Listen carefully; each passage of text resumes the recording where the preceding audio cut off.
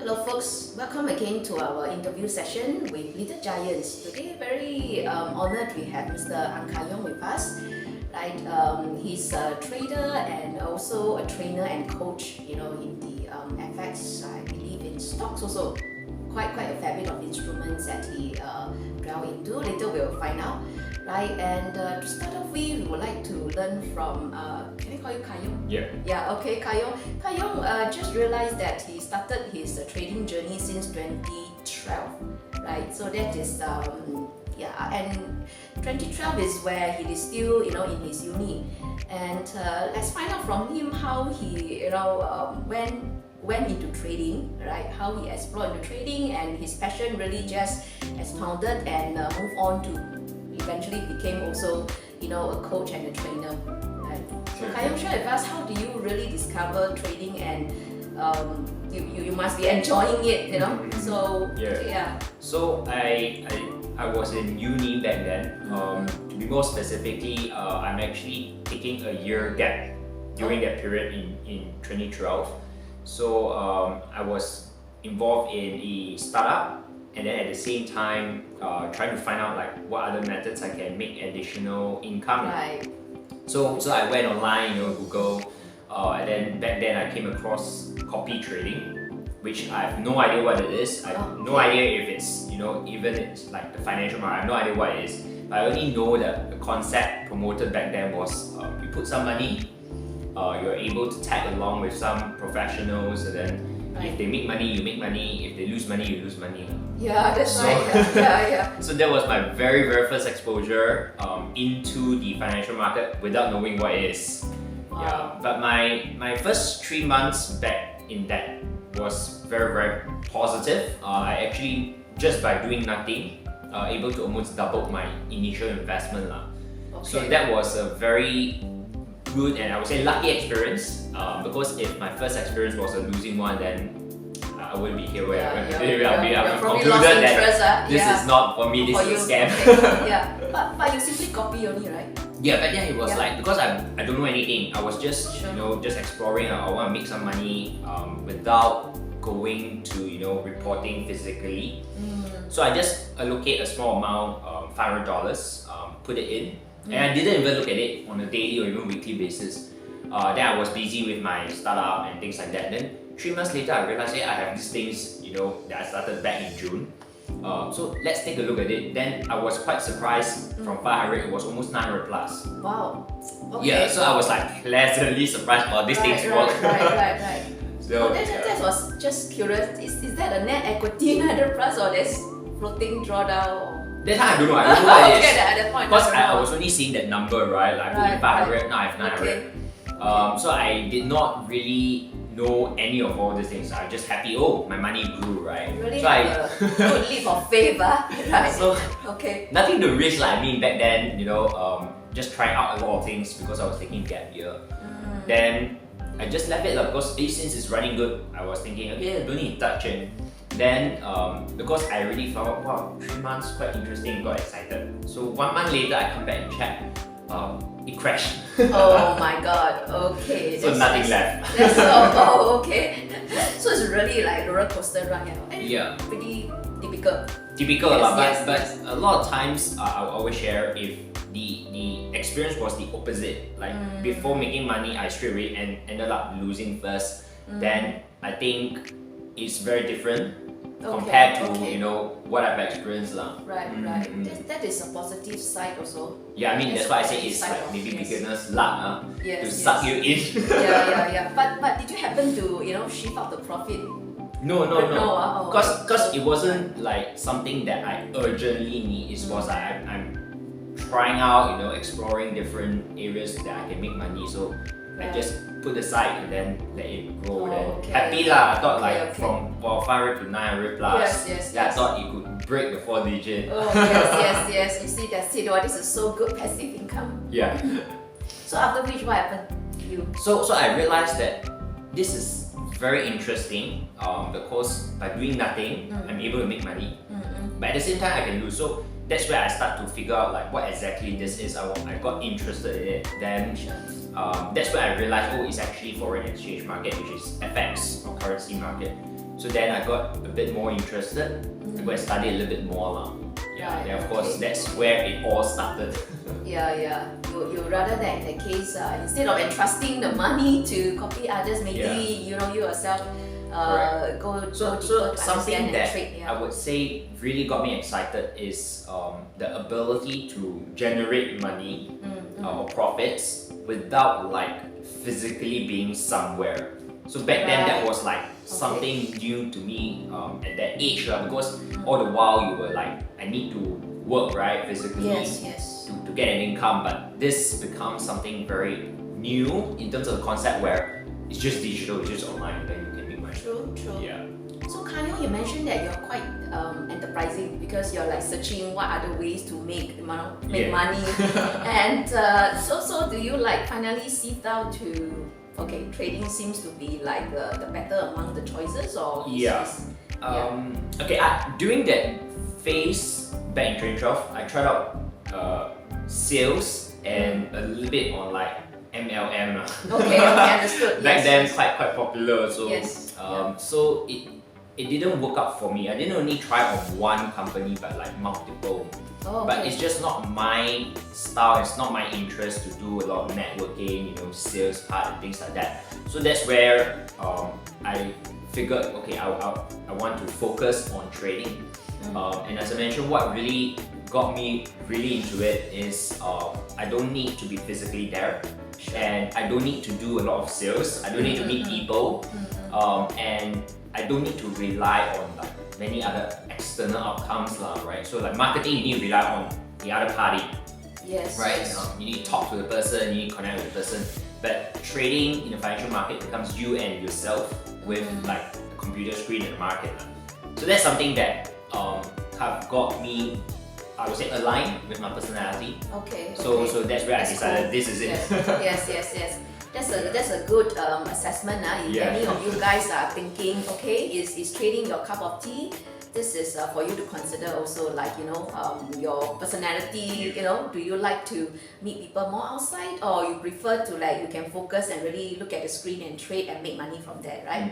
Yeah, correct. So that took quite some time, and then you also progress to wanting to impart your some knowledge accumulated to the community. I mean, today I'm doing a lot of sharing, training and coaching, but when I first started, it wasn't with that intention. So it was part of my own journey of tracking my progress. I was doing a lot of blogging of my experience, my journey of the financial market, what I've learned, and then slowly it gained quite a bit of traction from my blog.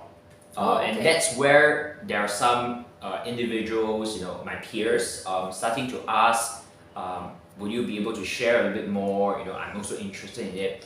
And then back then I was still in school, so I joined in some investment clubs in school. We get to know with more people, and then that's where we get to mingle and share experiences.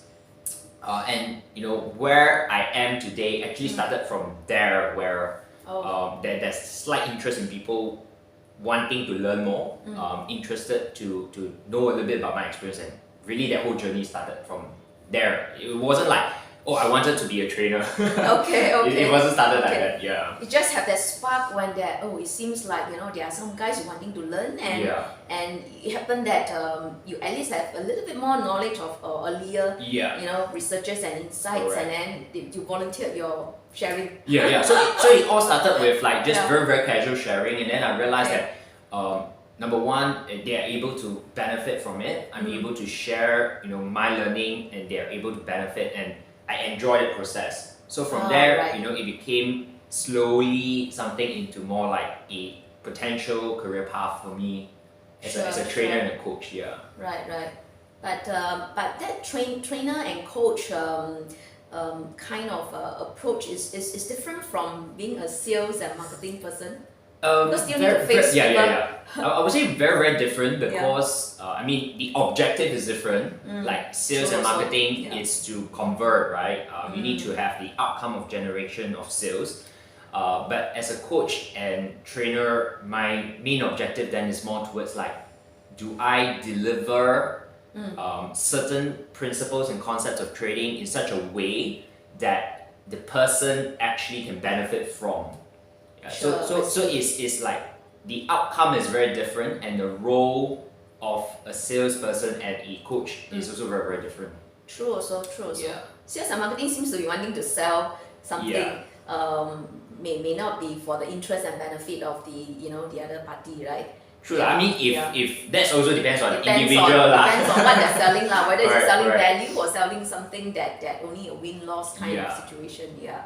What is that so-called the achievement or the satisfaction you have when you manage to impart your knowledge and skill, and you receive positive feedback that your students really benefited. Yeah. I would say it's a very intangible kind of sense of achievement, where you know that you have done, or I would say impact someone's life positively. Okay. So obviously it's not like life changing from someone on the street to someone who is like super mega wealthy. Yeah. But the part where I have come across people who shares their feedback with me, whether they are just participants of some of my free sharings, or whether they are some of our students who paid for certain courses. The whole idea is there are some ranging from like very new, very lost, too many information. Right. Yes. And their feedback is I have the ability to help them understand something very complex to something very simple for them to apply. And that is one thing that from that feedback I realized, that's one of maybe my strength that I didn't know I was able to do it. Then there are also some who have some prior experience in trading, but they struggled, and then they come to me and say that, they realize that with whatever sharing that I have, the technique that I share with them, it makes it easier for them. Yes. So that's where I realized like even small impact positively done to them, where it might save them years of hard work, or even like save them money in terms of like in the market, or even spending on other causes that might not be very effective. That's what I felt, that sense of achievement. Yes. Yeah. Actually, I agree. In fact, talking to you, I realized that yes, you actually does have the ability to give really clarity, the light to in darkness. When we want to clarify certain things, because you just seems to have that gift of giving clarity, the light to folks. But in trading, we still need to come out our own capital, and typically, in your journey of coaching and training, is there like a general pitfall that folks tend to fall into?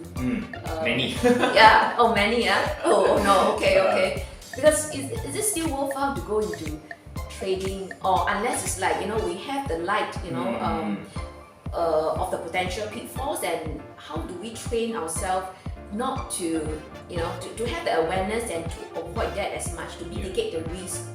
Yeah, I would say one of the biggest and the most common one that I observe is really the mindset and the mentality, or I would say expectation that people have towards trading.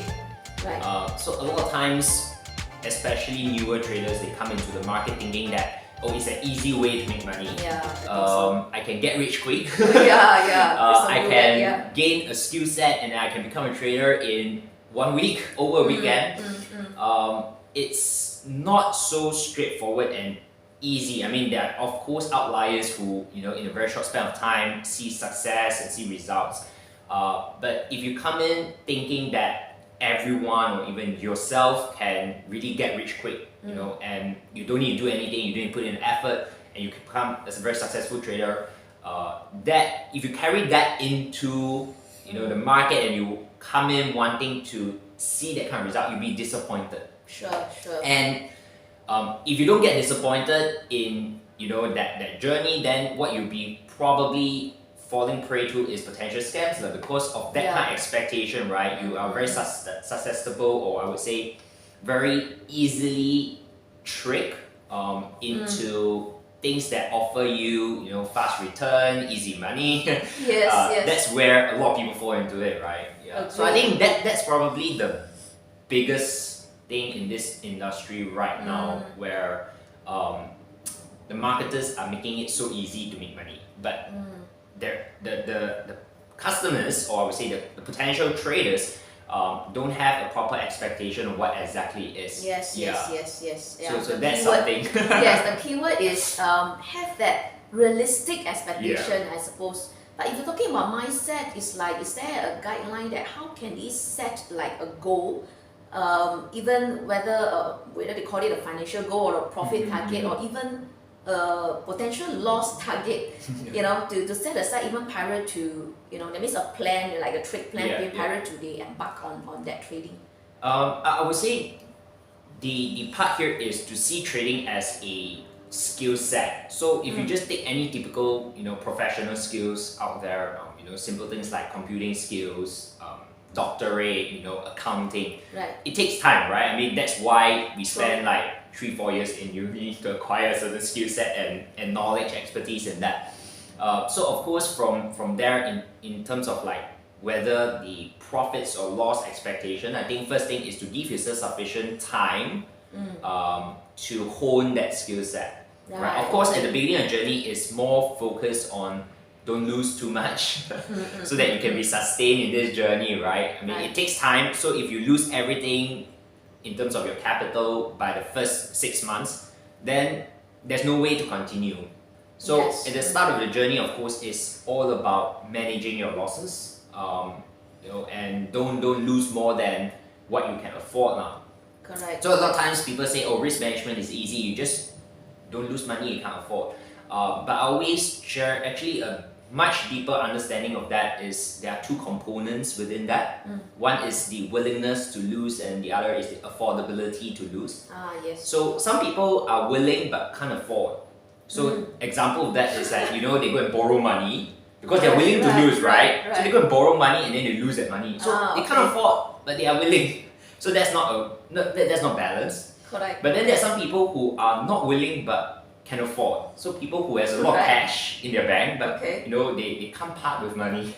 So if you are having that kind of imbalance between these two, then you realize that you can't really manage your risk well. Yeah. Sure. So this is something that I think that, again, the clarity that people need to have when we talk about, you know, not risking more than what you can afford is really about these two components. Yeah. Then of course, as you progress in the journey, then you start to go into the expectation of how much you can make from the market. So a lot of people have that impression, oh, 1 month I need to double my account. Because that's what they see on social media. That's a flying too fast, you know. Yeah. So I would say a good benchmark is always look into industry expert, right? So if someone who has been in this industry for many years, you know, we always put out names like Warren Buffett and things like that. Obviously, their capital size is very different. The way they manage is very different compared to maybe a retail trader or investor. There is no direct comparison, but that becomes a good benchmark to hit, right? And we're talking about consistency and sustainability, right? So the idea is they've been there for so many years. They have their ups and downs, right? So if today you can benchmark according to that, you have that sense of achievement, right? But I always say in trading and investing, there's no real competition because everyone's journey is their own journey. Yes, correct. And you are the only person you're competing with, right? To be the better version of yourself. So that should be the proper kind of mindset and approach to the market. That's true. Whether trading or investing, it's like you must learn how to lose, you know, before they can get up. Even like I always say, stronger, wiser, richer. But right, hopefully if they really rise up again, but they must know why they fell, right? So that's where just now you mentioned, a trainer, there's a trainer and a coach, but there's a difference, right? Trainer, it could be one to many. Coach could be a little bit smaller group or even 1-to-1. Yeah. Right. So like during your coaching or so, do you like even you know, kind of like not too sure counseling, but like a check and balance for the, you know, for so-called this apprentice, whether they're even coachable and on this aspect, I would say yeah, it's not so much of the strategies Yeah. to apply, to make their profits or so, but I think very much like what you mentioned is the mindset. Then it's like if your students, they apply the strategies and they'll be making profits, and then they will start to, I don't know, some ego that's what we see, some ego, oh, I have been winning, so good. And then, they could deviate from their plans already, their goal, or they start to get a little bit more greedy. And then suddenly, if they're not tasted failure, and then suddenly it's like they have some floating losses and all that, they will be lost what to do. Yeah. And that usually led to the crashing of accounts and all that, right? Quite typical, yeah? Yeah. So what would you like, advise your guys how to mitigate this aspect? Yeah. Okay, so